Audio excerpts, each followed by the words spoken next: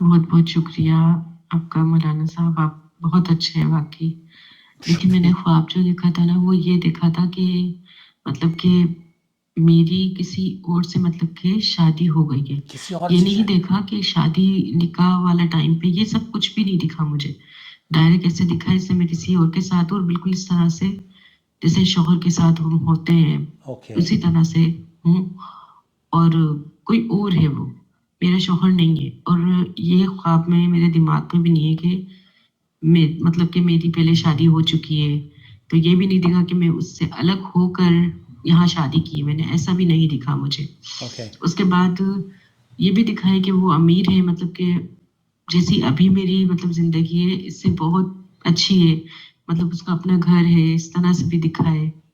اور میری پھپھو دکھی تھی مجھے جن کا انتقال ہو چکا ہے، مطلب چھوٹی بہن ہے میری، وہ مطلب میرے ساتھ رہنا چاہ رہی تھی، لیکن میری پھپھو کہہ رہی کہ نہیں یہ ہمارے ساتھ رہے گی، تو میں نے کہا نہیں یہ میرے ساتھ ہی رہے گی، اور میری بہن نے یہ کہہ دیا کہ مطلب کہ جہاں آپ ہی رہیں گی میں وہیں رہوں گی۔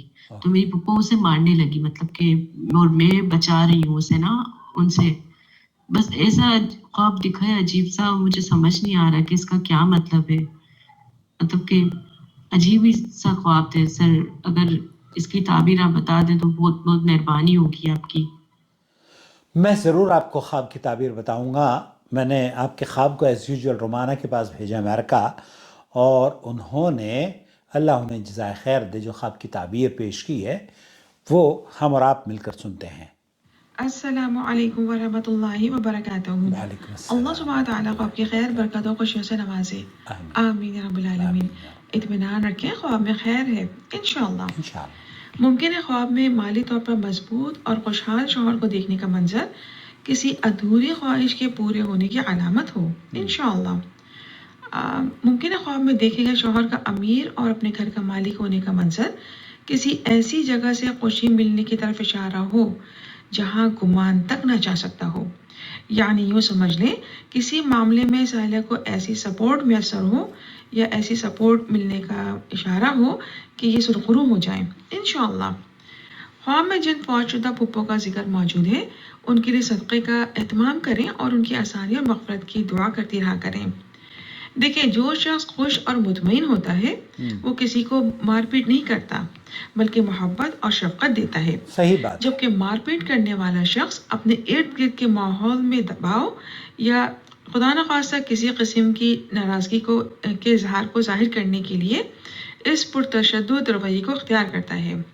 چونکہ خواب میں سائلہ نے اپنی چھوٹی بہن کو فوت شدہ پھپھو سے پٹتے ہوئے دیکھا، لہٰذا سائلہ اور ان کی بہن کو چاہیے کہ خواب میں دیکھی گئی فوت شدہ پھپھو کی آسانی اور راحت کے لیے صدقہ دیں اور ان کے لیے مغفرت کی دعا کرتی رہا کریں، اور اگر ان پھپھو پہ کسی طرح کی کوئی ذمہ داری یا قرضہ ہو تو اس کی ادائیگی میں ہیلپ آؤٹ کرنے کی کوشش کریں۔ اللہ سبحانہ تعالیٰ ان کی نیکیوں کو قبول فرمائے اور ان کے لیے آسانیاں کرے۔ سائلہ کو چاہیے کہ اپنی فوت شدہ پھپھو کے درجات کی بلندی کی بھی خصوصی دعا کرتی رہا کریں، اور سائلہ اور ان کی بہن سمیت گھر کے تمام افراد کو چاہیے کہ نماز کی پابندی کریں، صلہ رحمی اور صدقات میں اضافے کے ساتھ آپس میں محبت اتفاق میں بھی اضافہ کرتے چلے جائیں تاکہ اللہ سبحانہ تعالیٰ کے خوشنودی کے ذریعے خود کو محفوظ پا سکیں۔ اللہ سبحانہ تعالیٰ بہت سے خیر و خوشیوں سے نوازے اور خواب کی خیر و برکت سے نوازے، آمین رب العالمین، واللہ اعلم۔